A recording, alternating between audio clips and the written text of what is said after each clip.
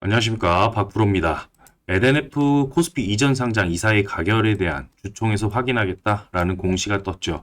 그래서 LNF가 28일에 바로 이사회를 열고 코스피 이전 상장에 대한 추진 안건을 가결하겠다라고 공시를 했던 부분이었습니다. 그래서 시간에 4% 정도 반등을 했는데요. 추후에 이제 임시주주총회 소집 그리고 이사회 및 임시주주총회를 통해서 최종 확정이 된다면요. 바로 코스피로 드디어 이전 상장을 할 수 있다라는 그런 뜻입니다. 그렇죠?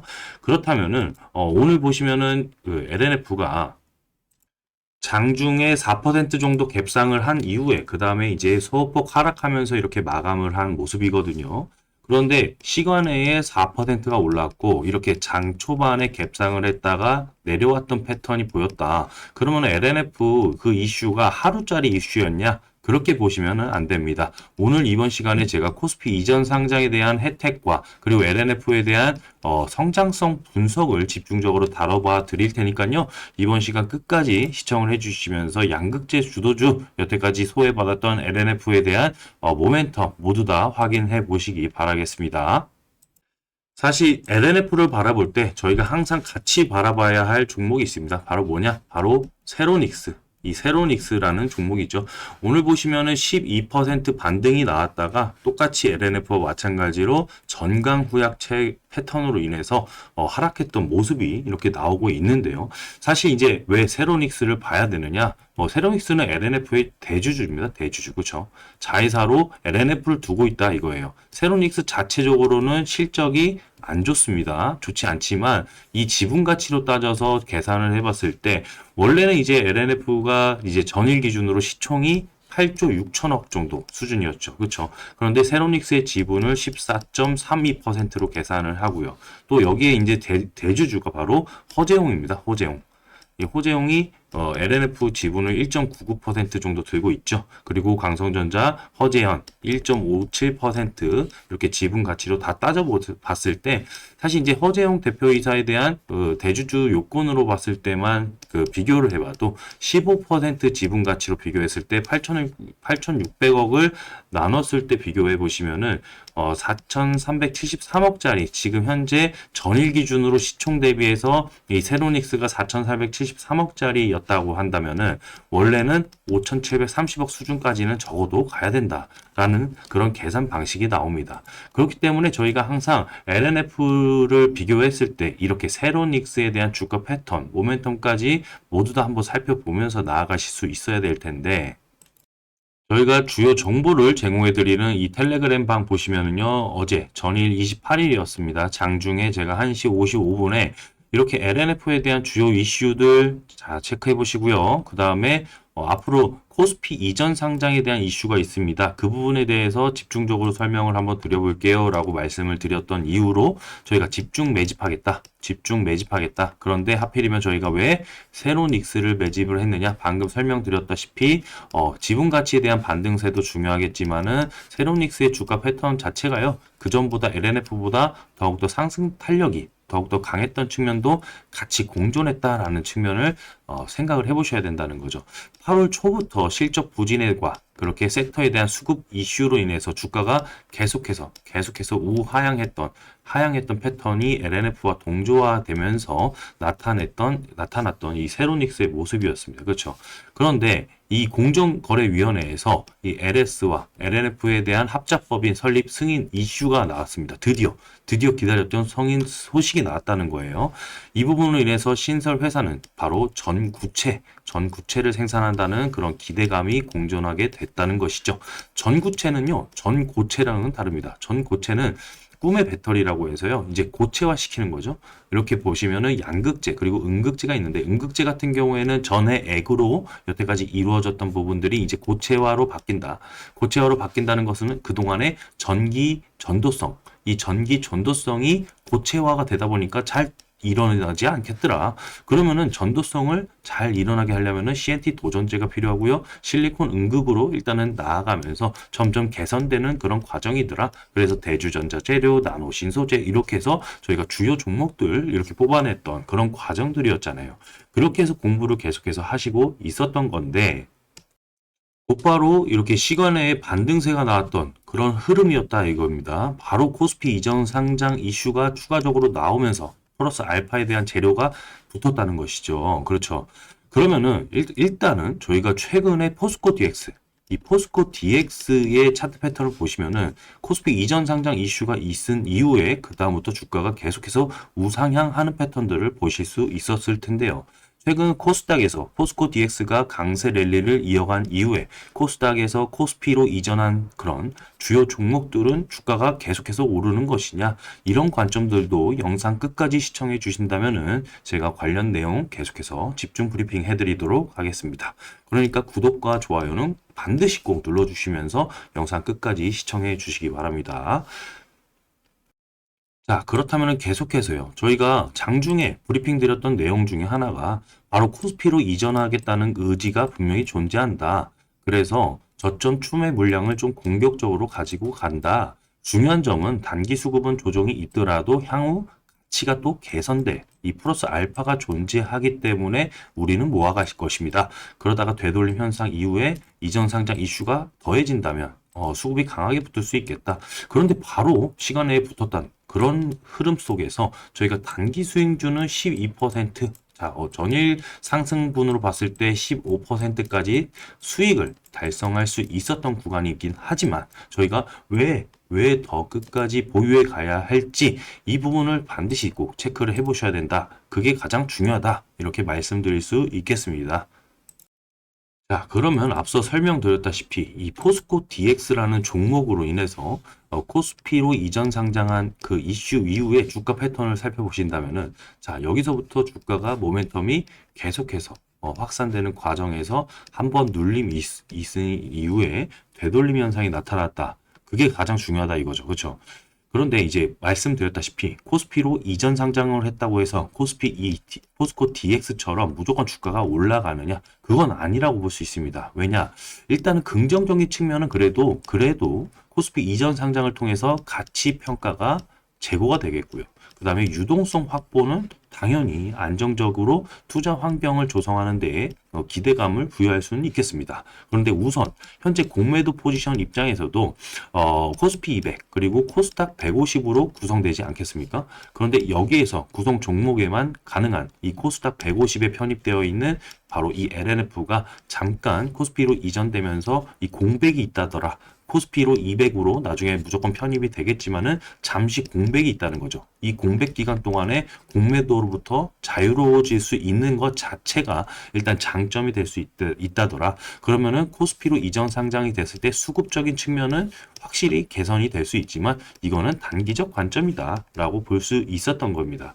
자, 보시죠. 그러면은 추후에 결국에는 이 동사가 지닌 성장 모멘텀으로 인해서 주가는 우상향할 수밖에 없다.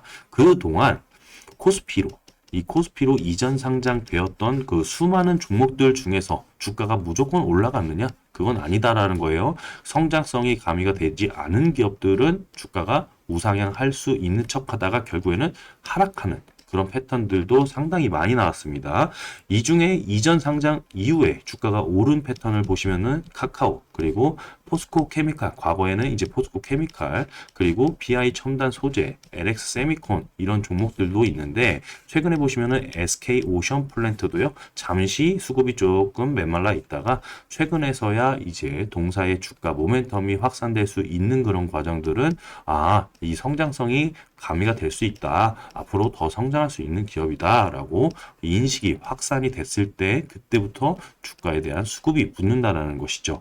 포스코와 그동안 에코프로와 포스코 그룹주에 대한 주가 모멘텀은요, 역시나 수직 계열화에 있었습니다. 그런데 그동안 LNF 입장에서는 수직 계열화의 입장에서는 배제될 수밖에 없었던 그런 측면이 있었는데 바로 LS와 이 합작법인 JV를 설립하면서 이 부분을 해소시키는 그런 과정에서 수급이 저점서부터 달라붙었던 그런 과정과 플러스 알파의 재료는 역시나 코스피 이전 상장에 대한 이슈로 인해서 바로 수급적인 측면이 조금 더 개선될 수 있다라는 그런 기대감이 공존하다. 그렇게 말씀드릴 수 있는 부분이겠죠. 자, 그렇다면 이 LNF 그리고 세로닉스의 주가 모멘텀 어디까지 확산될 것이고 성장 모멘텀은 어디까지 봐야 될 것이고 목표 주가는 어디까지 바라봐야 될지 정말 중요하다고 말씀드릴 수 있겠습니다. 그리고 주가가 단기 반등세가 좀 나왔던 과정 속에서 그리고 만약에 주가가 눌림목 형태가 나타난다면 어디서부터 또 모아가는 게 좋을지 상당히 궁금하실 텐데요. 그 과정을 잠시 집중적으로 설명드리기 전에 꼭 한번 강조드려야 할 부분이 있기 때문에 잠시 이 부분을 집중해 주시기 바라겠습니다. 자, 보시면은 저희가 과거서부터 이렇게 윤성 FNC 등등의 주요 종목들을 브리핑을 계속해서 해오고 있었죠. 저희 이제 스탁투게더 입장에서는 신규 전문가분들이 앞으로도 계속해서 좋은 관점으로 소개를 해 주실 텐데 저 박프로가 바로 과거서부터 이 스탁투게더 채널을 키웠던 그런 장본인이다라고 말씀드릴 수 있겠습니다. 자, 그러면은 이렇게 주요 종목들을 많이 다뤄드리고 있음에도 불구하고 이렇게 윤성 FNC 같이 9개월 전에 집중해야 됩니다. ROE가 97.19%나 기록할 수 있는 이 주요 종목입니다. 라고 강조드렸는데 정말 많은 분들이 시청해 주셨어요. 그렇죠? 4,200회, 4,000회가 넘어가는 그런 시청률을 자랑을 하면서 역시나 저희 주력 매집주 윤성 FNC 같은 경우를 확인을 해보신다면은 저점에서부터 8개월, 9개월 전이었죠? 저점에서부터 자 보시죠. 500%가 넘는 상승률, 500%가 넘는 상승률을 기록하면서 이렇게 계좌 사이즈를 크게 증식시킬 수 있었던 그런 주력주가 될 수 있었던 부분이었습니다. 자 보시죠. IRA에 대한 수혜주는요. 장비주뿐만 아니라요. 여태까지 저희가 양극재를 다뤄봐드렸던 에코프로 그룹주 그리고 포스코 그룹주를 통해서 정말 빅사이클이 나왔던 그런 과정이 있었지 않겠습니까? 그런데 장비주 중에서도 왜 윤성 FNC가 탑이었냐? 이 ROE가 97%의 컨센서스를 기록했던 것이 지금 현재는 하회를 했지만 그때 당시에도 역시나 전극 공정 믹싱 장비에서 탑티어 윤성 FNC를 기억을 꼭 하셔야 됩니다라고 강조드렸던 그런 성장주 분석을 통해서 역시나 또 빅사이클에 대한 수익을 맞췄다는 이것입니다. 이런 걸로 쭉쭉 끌고 가다가 수익을 극대화시키는 그런 과정 속에서는 종목 교체가 정말 필요 없는 부분입니다. 부실합니다. 이런 탑 종목, 이 탑티어 종목만 가지고 가셔야 되기 때문에 이런 종목들에 대한 실시간 브리핑을 원하시는 분들 잘 아시죠? 저 박프로 위에 전화번호 010-7203-9562로 저희 텔레그램방 입장을 꼭 해주셔야 돼요. 그렇죠? 텔레그램방 입장이라고만 문자로 남겨주시면은 저희가 관련된 탑티어 종목들 브리핑을 계속해서 드리고 있으니까요. 꼭 잊지 마시고 이렇게 문자 남겨주시는 거 남겨주시고요. 그리고 가장 중요한 거 저희가 이렇게 보시다시피 휴비츠의 기업 탐방 리포트를 확인해 보실 수 있습니다.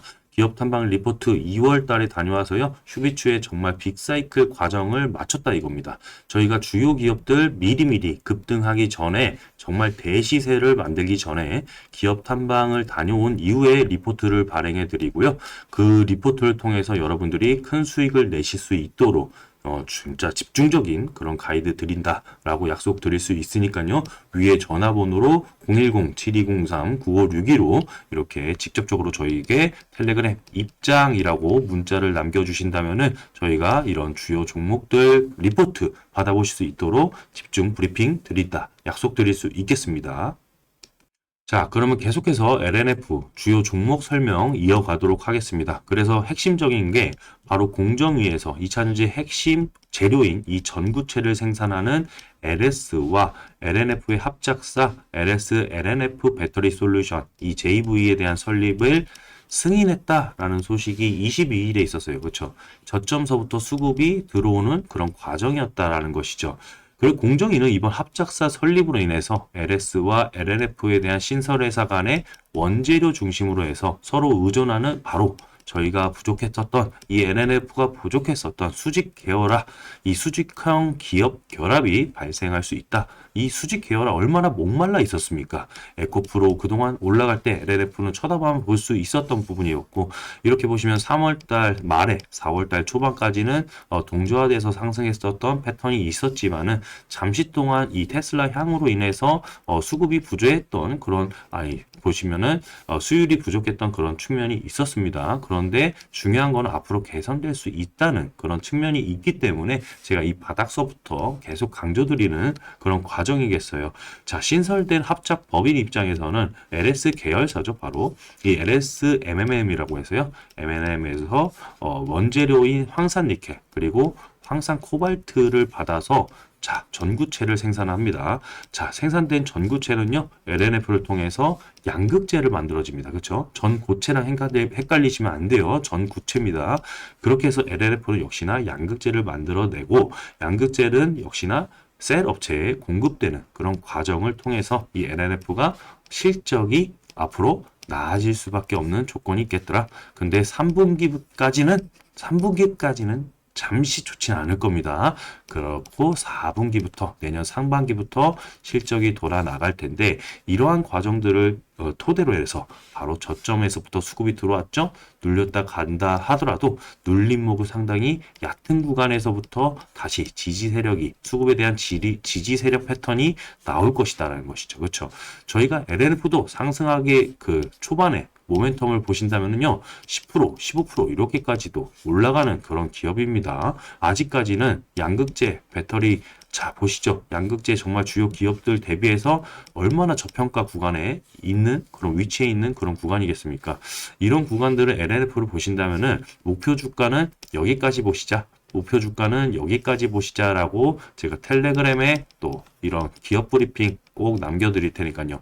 주가에 대한 모멘텀 확산될 때마다 어디 구간에서 매집을 해 나가면서 어디까지 목표 주가를 바라봐야 될지 이런 과정들 모두 다 실시간으로 대응 전략 브리핑 남겨드릴 그런 부분이니까요. 위에 전화번호 저 박프로에게 010-7203-9562 자, 여기에다가 LNF 이렇게 남겨주시는 분들에 한해서만 저희가 실시간으로 브리핑 드리는 자료를 통해서 LNF 대응 전략 철저하게 세워가실 수 있도록 집중 브리핑 드릴 테니까요. 꼭 위에 전화번호로 LNF라고 남겨주시기 바라겠습니다. 자, 그러면은 저희는 다음 시간에도 이렇게 텔레그램에서 집중적인 브리핑을 먼저 드린 이후에 이렇게 영상으로 찾아올 수 있는 그런 과정을 계속해서 남겨드리도록 하겠습니다. 그러니까 항상 텔레그램에서는 먼저 주요 종목 실시간 브리핑을 받아보셔야 된다는 점 잊지 마시면서요. 저희는 또 다음 시간에 찾아뵙도록 하겠습니다. 감사합니다.